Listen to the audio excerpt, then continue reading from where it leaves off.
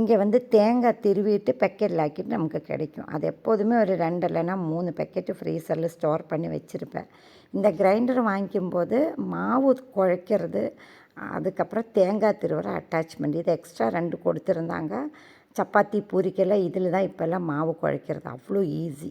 ஆனாலும் இந்த தேங்காய் திருவுறது மட்டும் ட்ரையே பண்ணலை. ஃபஸ்ட்டு வந்து இதில் அப்படியே திருவுற மாதிரி ஏதாச்சும் இருக்குன்னு நினச்சி 1-2 தடவை ஃபிக்ஸ் பண்ணி பார்த்துட்டு அது ஜாயிண்ட் ஆகாததுனால திரும்ப 1-2 வீடியோ எல்லாம் பார்த்தேன். அதுக்கப்புறம் எப்படி நம்ம தேங்காயெல்லாம் ஈஸியாக திருவலாம்னுள்ள மெத்தடெல்லாம் பார்த்து முதல்ல வச்சுருந்தேன். அதனால் 2 தேங்காய் வாங்கிட்டு 1 மட்டும்தான் நான் ஆக்சுவலி உடச்சது. அதுக்கப்புறம் நிறைய தேங்காய் திருவி எடுக்கணும்னு சொல்லி அந்த கண்டெய்னர்லாம் எடுத்து வச்சுருந்தேன் ஃப்ரீசரில் ஸ்டோர் பண்ணுறதுக்காக. இந்த மாதிரி ஒரு ஏர் ஃப்ரையர்ன்ற பேப்பரும் போட்டாச்சு. அப்புறம் கீழெல்லாம் அழுக்காகாதுன்னு சொல்லி எல்லாமே ஃபிக்ஸ் பண்ணிவிட்டு தேங்காய் திருவுற மெத்தேடு வந்துட்டிங்கன்னா உண்மையாக எனக்கு செட்டே ஆகலைங்க. நடுவில் மட்டும்தான் அது திருவுது. சைடில் எல்லாமே நான் எப்படி எல்லாமே அட்ஜஸ்ட் பண்ணி வச்சு பார்த்தாச்சு. அது அப்படியே ப்ரெஸ் பண்ணால் கூட திருவி வரவே மாட்டேங்குது. அந்த கத்தி நல்லா ஷார்ப்பாக தான் இருக்குது. என்னான்னே தெரியல. உங்களுக்கு ஏதாச்சும் மெத்தட் இருந்தால் சொல்லுங்கள். ஆக்சுவலி கம்ப்ளீட்டாக எனக்கு டைம் வேஸ்ட்டுன்னே சொல்லலாம். அவ்வளோ நேரம் ஆகிடுச்சு. காலையில் இது செஞ்சு வச்சுக்கலாம், 2-3 கண்டெய்னரில் ஆக்கி ஃப்ரீசரில் வச்சுட்டு இனிமேல் நம்ம தேங்காய் திருவுறது கடையிலலாம் வாங்கிக்க வேண்டாம் அப்படின்னுலாம் பெரிய பிளான் தான்.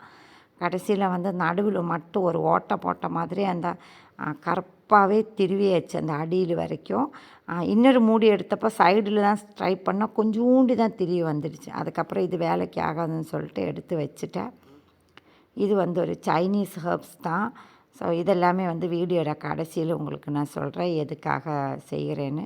எல்லாத்தையுமே வாஷ் பண்ணிவிட்டு ஒரு 6-7 மணி நேரம் நம்ம ஸ்லோ ஃபயரில் குக் பண்ணோம். நான் வந்து இன்ஸ்டன்ட் பாட்டில் அந்த மாதிரி வேக வச்சுட்டேன். இது வந்து ஈவினிங் தான் எடுக்க போகிறேன். சைனீஸ் டேட்ஸ் தான் இது. அதுக்கப்புறம் கோஜி பெர்ரிஸ், இது வந்து கண்ணுக்கு ரொம்பவே நல்லது. ஹாத்தோன்னு சொல்லிட்டு ஒன்று கிடைக்கும். இது வந்து டைஜஷன் ரொம்ப பெனிஃபிட்டாக இருக்குது. இதில் நார்மலாக வந்து இஞ்சியும் கூட போட்டு வேக வைப்பாங்க. எனக்கு அது கொஞ்சம் செட் ஆகாது. அதனால் இது 3 மட்டும்தான் சேர்த்தது. நிறையவே ஹெல்த் பெனிஃபிட்ஸ் எல்லாம் இருக்குது. இது வந்து டைஜஷனுக்கு மட்டும் இல்லாமல் கண் பார்வை, ஆல் ஓவர் த பாடின்னு சொல்லலாம். நல்ல ஹெல்த் பெனிஃபிட்ஸ் நிறைய இருக்குது. நீங்கள் கூகுள் பண்ணி பார்த்துட்டு ஒன்று தான் சாப்பிட்டு பாருங்கள். நான் வந்து இங்கே கடையிலலாம் குடிச்சிருக்கு. அதுக்கப்புறம் நான் சொந்தமாக கொஞ்சமாக செஞ்சு பார்த்தேன். அதுக்கப்புறம் தான் இதெல்லாமே ட்ரை பண்ணேன். காலையிலே தேங்காய் திருவுற வேலையினால் எனக்கு வந்து டைம் ரொம்பவே மாறிடுச்சு இன்றைக்கி சமைக்கிறது எல்லாமே. ஆனாலும் ரைஸ் எல்லாம் குக்கரில் போட்டுட்டேன். காலையில் எல்லாருமே இன்றைக்கி லீவு தான். காஃபி குடித்த கப்பெல்லாம் எடுத்து வச்சு வாஷ் பண்ணிவிட்டு சமைக்கிறதுக்காக எடுத்து வச்சுருந்தேன். நாள் வந்து இந்தியன் ஸ்ட்ரீட்டுக்கு போயிட்டு வரும்போது கொஞ்சம் கீரைகள், பச்சை மிளகாலாம் நிறைய வாங்கிட்டு வந்தாச்சு. டாக்ஸ் எல்லாம் எதுக்கு வெயிட் பண்ணுறதுன்னு பார்த்துட்டிங்கன்னா அவங்களோட ப்ரொக்கோலி எல்லாம் வேக வச்சு கொடுக்கறதுக்காக. காலையிலே அவங்களுக்கு வந்து சாப்பாடெலாம் கொடுத்துருவோம். அதுக்கப்புறம் இடையில கொஞ்சம் ப்ரொக்கோலி திரும்பவும் ஏதாச்சும் கொடுக்கும். இடையில நம்ம ஸ்நாக்ஸ் எல்லாம் சாப்பிடுவோம்ல, அதே மாதிரி தான் அவங்களோட ரொட்டீனும். கீரை வந்து வாஷ் பண்ணி முதல்ல எடுத்து வச்சுட்டேன். இதுக்கு வந்து பாசிப்பருப்பு இருக்குல்ல உடச்சது, அது ஒரு 1/2 கப்புன்னு நான் வந்து ஊற வச்சுட்டேன். எல்லாமே ஒன்றா குக்கரில் போட்டு தான் வேக வைக்க போகிறோம். ரொம்ப சிம்பிளான ஒரு கீரை கடையில் தான், ரொம்ப டேஸ்ட்டாக இருக்கும். சின்ன வெங்காயம் கொஞ்சம் நிறையவே ஆட் பண்ணிக்கணும். நான் எப்போதுமே உரித்து ஃப்ரிட்ஜில் வச்சுருப்பேன். இன்றைக்கி வந்து ஃப்ரெஷ்ஷாகவே கட் பண்ணி சேர்க்க போகிறேன். ஆக்சுவலி எல்லாருமே வந்து கொஞ்சம் பிரேக்ஃபாஸ்ட் எல்லாம் சாப்பிட்டாச்சு. ப்ரெட் டோஸ்ட் எல்லாம் பண்ணிவிட்டு மணி வந்து 9:30 தான் ஆகுது. ஸோ ஒரு 11 நான் சமைச்சு முடிச்சிடுவேன் எப்போதுமே. ஏன்னா வந்து எல்லோரும் ஏர்லியாகவே லஞ்சு சாப்பிடுவோம். பச்சை மிளகு ஒரு 2 தான் போட்டேன். அதுக்கப்புறம் உப்பு, கொஞ்சமாக புளி ஆக்சுவலி வந்து நான் சேர்த்துக்குவேன். இன்றைக்கி வந்து புளியில் தண்ணி தான் ஆட் பண்ண போகிறேன். இது ஆட் பண்ணனால உங்களுக்கு புளிப்பாக இருக்குன்னு நினைக்கவே வேண்டாம். அந்த கீரையோட அந்த ஒரு ஸ்மெல் இருக்கும், அது மாறி கிடச்சிரும். ரொம்ப டேஸ்ட்டும் நல்லாயிருக்கும். நீங்கள் செஞ்சு பாருங்கள். இதே மாதிரி ஷார்ட்ஸில் வந்து கீரை கடையிறது எப்படின்னு உள்ளது தனியாகவே போட்டிருக்கிறேன். நேற்று வாங்கிட்டு வந்த பச்சை மிளகா எல்லாமே வாஷ் பண்ணி எடுத்து வச்சாச்சு. இந்தியா பச்சை மிளகு மட்டும் நான் காம்பு எடுக்கவே மாட்டேன், இப்படியே தான் எடுத்து வச்சுருப்பேன். அதுக்கப்புறம் வஞ்சர மீன் வந்து தேங்காயில் அரைச்சி தான் ஒரு கறி வைக்க போகிறேன். இது வந்து நிறைய வீடியோஸில் காட்டியிருந்தாலும் புதுசாக ஜாயின் பண்ணிய மெம்பர்ஸ் எல்லாம் பார்ப்பீங்கள்ல, அவங்களுக்காக திரும்பவும் சொல்கிறேன். ஒரு அரை மூடி தேங்காய், அதில் வந்து 3லேருந்து 4 சின்ன வெங்காயம், ஒரு பச்சை மிளகு, மஞ்சத்தூள், ப்ளெயின் சில்லி பவுடர், கொஞ்சமாக வெந்தயத்தூள் எல்லாமே சேர்த்து நல்லா பேஸ்ட் மாதிரி அரைச்சிக்கணும். புளிகிற தண்ணி நீங்கள் வந்து மிக்ஸ் பண்ணதுக்கப்புறம் சேர்த்துக்கலாம், நான் அரைக்கும் போதே சேர்த்துக்கிறேன். இது வந்து ரொம்ப புளிப்பாக இருக்கக்கூடாது, நீங்கள் ரொம்ப கம்மியாக தான் இந்த மாதிரி கறிகளெல்லாம் வைக்கும்போது புளியே சேர்த்துக்கணும். இந்த கறியிலே டேஸ்ட்டே வந்து வெந்தயத்தின் தூள் தான். நான் நிறையவே வெந்தயம் ரோஸ்ட் பண்ணி அரைச்சி வச்சுருப்பேன், பவுட்ரு பண்ணி. அது சாப்பிட்றதுக்கும் எடுத்துக்குவாங்க.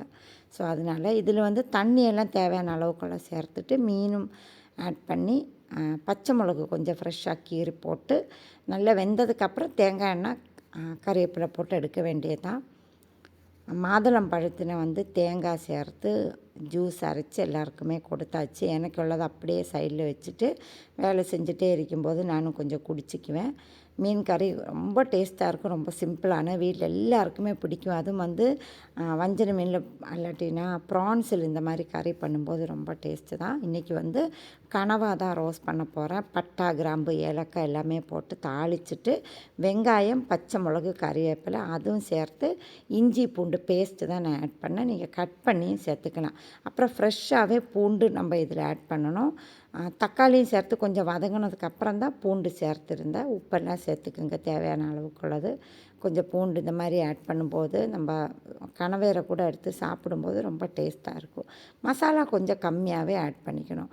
வெந்தயத்தின் தூள் இருந்தால் நீங்கள் சேர்த்துக்குங்க. நான் வந்து வெந்தய கீரை காய வச்சது இருக்குல்ல, அது 1 டேபிள் ஸ்பூன் அளவுக்கு ஆட் பண்ணிவிட்டு நல்லா வதக்கினதுக்கப்புறம் மஞ்சத்தூள், plain chilli powder, mutton masala 1 table spoon எல்லாமே சேர்த்து இதிலே வந்து பச்சை வாசனை போகிற வரைக்கும் ஆட் பண்ணிக்கிங்க.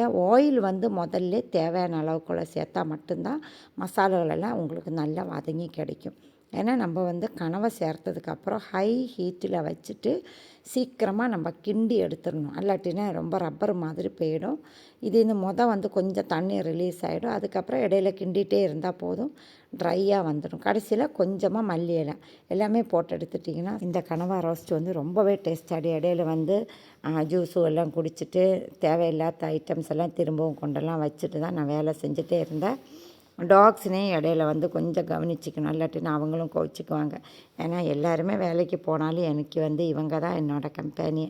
எப்போதுமே எனக்கு வந்து கொஞ்சம் டைம் பாஸ் பண்ணுற ஆள்கார் இவங்க தான். ஸோ அவங்களையும் கொஞ்சம் பார்த்துக்கிட்டு என்னோடய வேலைகளும் கண்டினியூ பண்ணிகிட்டு இருந்தேன். கனவா வந்து சூப்பராக ரோஸ்ட்டாக இருந்துச்சு. கீரை வந்து வெந்ததுக்கப்புறம் தான் நான் முதல்ல சொன்னேன்ல, புளிகிற தண்ணி கொஞ்சமாக சேர்த்து இன்றைக்கி வந்து திக்காக தான் கடைய போகிறேன். அந்த பிளெண்டரில் வந்து நம்ம பல்ஸ் பண்ணி எடுத்துக்கலாம், மற்ற இருந்தால் நீங்கள் கடையலாம். ரொம்ப சிம்பிள் தான். கனவா வந்து சூப்பர்னு அவ்வளோ வாசத்தோடு இருந்தது. இந்த மாதிரி ஒரு ரெசிபி நீங்களும் செஞ்சு பாருங்கள், ரொம்ப டேஸ்ட்டாக இருக்குது. மல்லி இலை இப்போ எல்லாமே வந்து ஃப்ரீசரில் தான் ஸ்டோர் பண்ணி வைக்கிறேன். நான் எல்லாத்துக்குமே கொஞ்சம் தாராளமாகவே சேர்த்துக்குவேன். ஸோ அதனால் 2-3 கண்டெய்னரில் ஆக்கி இந்த மாதிரி வச்சுருப்பேன். ஸோ எல்லா டைம்லையும் நமக்கு வீட்டில் இருக்கும். கீரைக்கு வந்து ஜீரகம் போட்டு தாளிச்சிட்டு நிறையவே வெங்காயம், பச்சை மிளகு, கறிவேப்பிலை, காஞ்ச மிளகு, அதுக்கப்புறம் வெந்தயத்தின் தூள், இல்லாட்டினா நீங்கள் வந்து முதல்ல வெந்தயம் ஆட் பண்ணிக்கலாம் ஜீரகத்தின் கூட. இதெல்லாமே நெய்யில் தாளித்து போட்டுட்டிங்கன்னா ரொம்பவே நல்லாயிருக்கும். உங்களுக்கு கொஞ்சம் தண்ணி மாதிரி வேணால் தேங்காய் பால் கூட ஆட் பண்ணிக்கலாம். நான் இன்றைக்கி திக்காக வச்சுக்கிறேன், ஏன்னா மீன் கறி இருக்குல்ல, அதுக்காக. எல்லாமே சமையலெல்லாம் முடித்தாச்சு.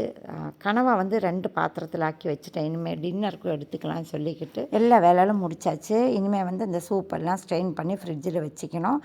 இது வந்து திறக்கும் போதே அவ்வளோ வாசமாக இருக்கும். அதே மாதிரி நல்ல ஸ்வீட்டும் தான். இந்த கோஜி பரிசு இனிப்பாக இருக்கும், சும்மாவே சாப்பிட்லாம். இது எல்லாமே வந்து கண் பார்வைக்கு, நம்ம டைஜஷனு, தூக்கத்துக்கெல்லாம் ஹெல்ப்ஃபுல்லாக இருந்தால் கூடயும் நம்ம அவங்க பாடியை பொறுத்து தான் எடுத்துக்கணும். இதெல்லாமே நீங்கள் வந்து சர்ச் பண்ணி பாருங்கள். நான் ஒரு இந்த அளவுக்கு எடுத்து வார்மாகவே குடிச்சிக்குவேன், ரொம்ப தண்ணியெல்லாம் மிக்ஸ் பண்ணாமல். அளவு கூட்டி இதை எடுத்துக்கக்கூடாது. நம்ம நல்ல விஷயங்களெல்லாம் அளவோடு சாப்பிட்டா தான் அது நமக்கு பெனிஃபிட்டாக இருக்கும்.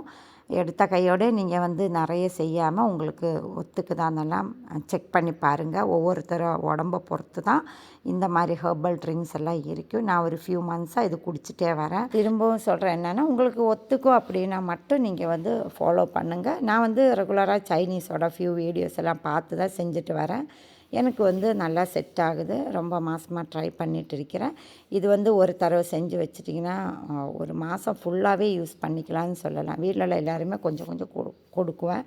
ரொம்ப அதிகமாகவும் எடுத்துக்கக்கூடாது. இவ்வளோ தான் இன்றைக்கி உள்ள வீடியோஸ் எல்லாமே. ஸோ ஒரு 9:30 போல் தான் இந்த வேலைகள் எல்லாமே முடித்தது. இனிமேல் ஸ்பெஷலாக காட்டுறதுக்கு எதுவுமே இல்லை. இன்றைக்குள்ள இந்த ரெசிபீஸும் நீங்கள் ட்ரை பண்ணி பாருங்கள். அந்த கனவா, அதே மாதிரி கீரை கறியெல்லாம் வச்சுருந்தால. ஸோ உங்களுக்கு வீடியோ பிடிச்சிருந்தீங்கன்னா ஒரு லைக்கும் போடுங்க. எப்போதுமே என்னோடய சேனலுக்கு முழு சப்போர்ட் நீங்கள் கொடுப்பீங்கன்னு கண்டிப்பாக நம்புகிறேன்.